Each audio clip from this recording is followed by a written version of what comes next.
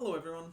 In this video we are going to use Jamovi in order to demonstrate how to do a two-sample hypothesis testing for independent groups for the means. Alright, so let's go ahead and read our scenario real quick. So it says, Dallin has two friends who have each decided to start up a new moped company. Trying to be eco-friendly, they each independently invested in hydrogen fuel cells for their power source. Each of their designs are slightly different, and because of this, Dallin suspects that on average, Go Bikes has a different kilometer per liter performance than that of Hydrogen Scoot. He wishes to test at the significance level of 3%. So he randomly selected mopeds from each of their production lines, put a liter of hydrogen in each of them, and drove them until they quit. Here is the data he collected. Okay, so let's go ahead and let's just look at our data. We've got our company and we've got kilometers per liter. Let's go ahead and copy in our data real quick. Paste it in. And let's rename our thing. So A, I'm just going to name company. And B, I'm just going to say km per liter. Capital L. Okay, great. And we know that this one, it's got it as continuous already, and this one it has it as groups. And so that should take care of just getting our data loaded in. Okay, let's go through our preliminary question. So what type of data are we dealing with? This question is a little bit different than some of these other ones because notice we have two columns of data. And check it out. One column is all categorical data and one column is all numerical data. So it's not just as easy as looking at our data and saying, is it categorical or numerical? Because here we have both. So what type of data are we dealing with is really, what is our question of interest? Like, what are we really interested in? And what we are really interested in is the kilometer per liter performance. Okay, so we are looking for, so we are dealing with numerical data. And the grouping variable of interest that we have is the company of the moped. So that's what this is. We are using this to separate our two groups into so that we can actually compare them to each other. So the response variable of interest that we really are interested in is this kilometers per liter. Now the population of interest is, let's look at this. Is it all mopeds? Well, it's not all mopeds. What if we had another company? We didn't sample anything from there. It's not all hydrogen mopeds because maybe, once again, what if there's another one? What about these electric mopeds from Go Bikes and Hydrogen Scoot? Well, problems with that is that they're hydrogen. And so this is what we're interested in. Our population of the hydrogen mopeds from Go Bikes and Hydrogen Scoot. Okay, the parameter of interest is the true mean kilometer per liter. And we're interested in this true mean kilometer per liter between both of these groups. And we're going to look at the difference between them to see is one bigger than the other. Or really different than the other, because what we have up here is that it asks, or is we suspect that they are different from one another. Okay, so when we are looking for a specific method, we should probably go here and look, and we need to say, okay, are we going to do are we doing matched pairs, one sample proportion, one sample t-test? Well, we're dealing with two samples, so we could either do two sample t-test for difference in means equal variance. We could do two sample t-test for a difference in mean unequal variance. And those are and then the z-test. Now the z-test we can only do if we know the true population standard deviations. And do we know those? And the answer is no, we don't. So the t-test, we either can use equal variance or unequal variance. So in order to do that, we should probably do a little bit of exploration and see some descriptives in order to know if they're close enough or far enough apart for us to consider them equal or unequal. Let's go to our exploration. Let's grab our descriptives. And we're going to put our company in as our variable, and we want to split it by the company. So variable kilometers per liters, split by our company. And I'm going to do here, just click the variables across rows. I kind of like it going from left to right a little bit more than direction. And so we can see here we have our, get rid of our maximum those right now. Okay, so we've got Hydrogen Scoot and Go Bikes. We have n of 66 and 42 for each of them. And we have our missing, we don't have missing, we have our means, we have medians, and we have our standard deviations. Okay, so in order for us to check this, we need to see is one of these standard deviations more than 2 times of the other one? Okay, so let's just do a quick check real quick. We can go grab R, or if you want to use a calculator, you can. And I'm just going to say the big, so I'm going to do the standard deviation big is equal to 5.902, and then the standard deviation small is equal to 2.53884. And then I'm going to do the standard deviation big divided by standard deviation small.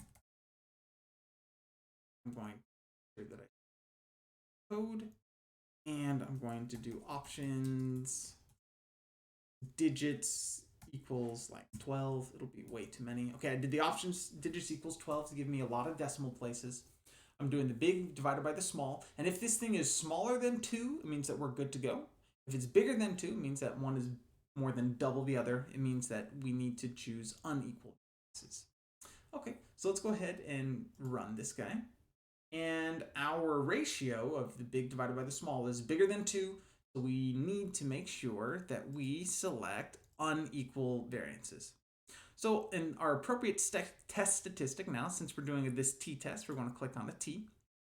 And then we have this question: is our sample size sufficiently large for doing our analysis? And up here, it doesn't say anything if the original distributions are normal or not. So we're going to assume that I don't know what the original distribution is. Come over here and we look at our sample sizes. We see that, hey, both Hydrogen Scoot and Go Bikes have a sample size of over 30. So we are good. So yes, the sample size is at least 30 for both samples. So we are good to go. Okay, so now we need to go down here and notice how it says for our hypothesis test, it says group 1 is Go Bikes and group 2 is Hydrogen Scoot. Now, when we go into our data, let's go ahead and click on company. The first group we want to be at the top on the levels, and then the second one we want to be at the bottom. So we can just go ahead and click on Go Bikes and push up. It'll switch our positions, and then when we go back, notice how it switches Go Bikes and Hydrogen Scoot. All right, so we have them in the right order now. So our null hypothesis is simply going to be mu1 minus mu2, and the alternative is also mu1 minus mu2. The first one is that it's equal, and the baseline assumption for most of these is that it's 0, which means that we think that these two groups are equal. Now, it is possible we could set this to be equal to 10 or 20 or whatever if we think that there is a true, or if the baseline assumption is that there is some difference. For this class, we typically stick with just this 0. So we get to put a 0 here as well. And then we need to just know, it's like, okay, what's our inequality? Remember, we can have a greater than, less than, or not equals to. And so when we go up here, we need to look at, we know the direction of our inequality from our scenario. And here it says that on average, the Go Bikes has a different kilometer per liter. Now, if it said that we thought that Go Bikes had a greater, then we put like a greater than symbol. If we thought it had less, we can do a less than symbol. Okay, so for us, for this one, we're going to do not equals, and we need to establish our alpha. Our alpha is 3% because we're testing at the significance level of 3%. Okay, so let's put in 0.03 for our alpha. Okay, next it's asking for the sample mean. So the mean for group 1 and the mean for group 2. And hey, guess what? We already grabbed those. Over here in our descriptives, we can type those in. So we have 22.07069. And for our X bar 2, we've got 25.34061. Okay, so we've got our two means. And now we need this test statistic, this t. Okay, so over here, we don't have that yet. We need to actually run our analysis because we haven't done any analysis yet. All that we've done is we've done a check to make sure that we can run the analysis. We've gotten some descriptives. So at this point, let's go to our analyses. Let's go to our t-test, and let's go to an independent samples t-test. So the dependent variable is the variable that we're actually interested in. So it's this kilometer per liter. And then the company is going to be our grouping variable. Now the tests up here, we've got a couple of different options. If we can consider the standard deviations to be equal, we'll use students. But if we can't consider them to be equal, or these variances to be equal, we're going to use this Welch's test. Okay, hypothesis, we want to make sure so this is group 1 is not equal to group 2. If we were to add group 2 to both sides, it'd be the same as what this one is. And then we can also go ahead and include a mean difference, and we can include in our confidence interval. And remember, our confidence interval is 97%.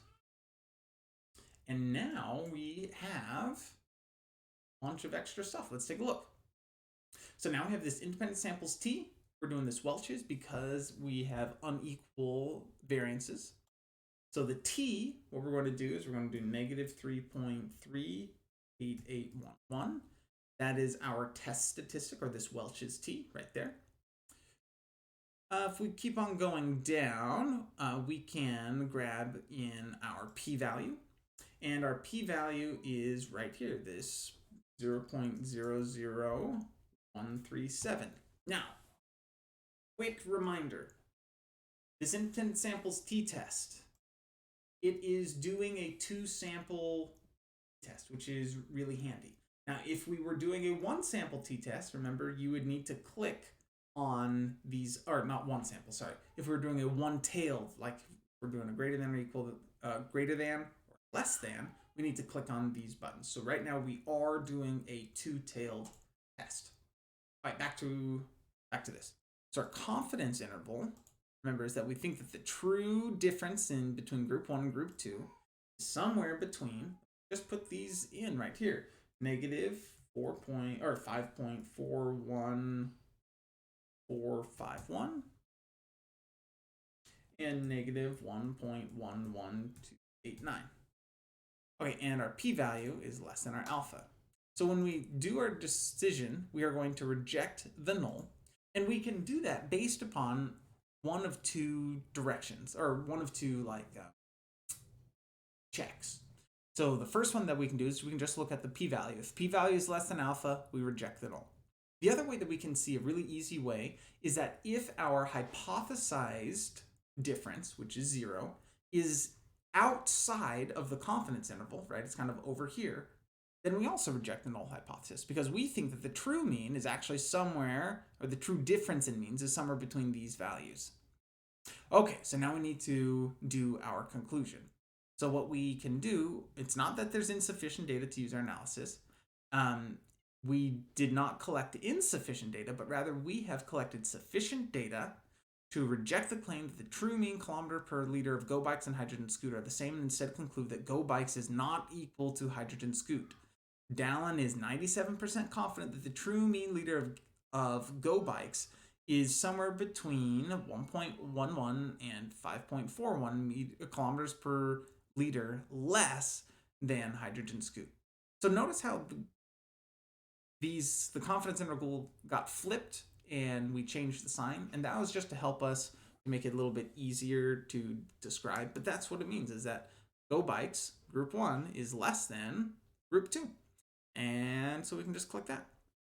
So that's how you go ahead and do 2-sample independent t-test using Jamovi.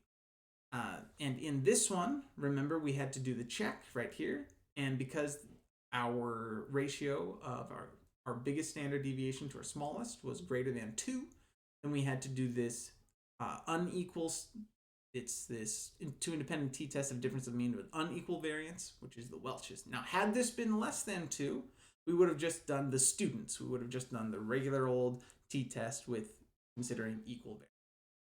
Anyhow, that's that. Hope that helps you out and that you do well on your own applications of the independent samples t-test.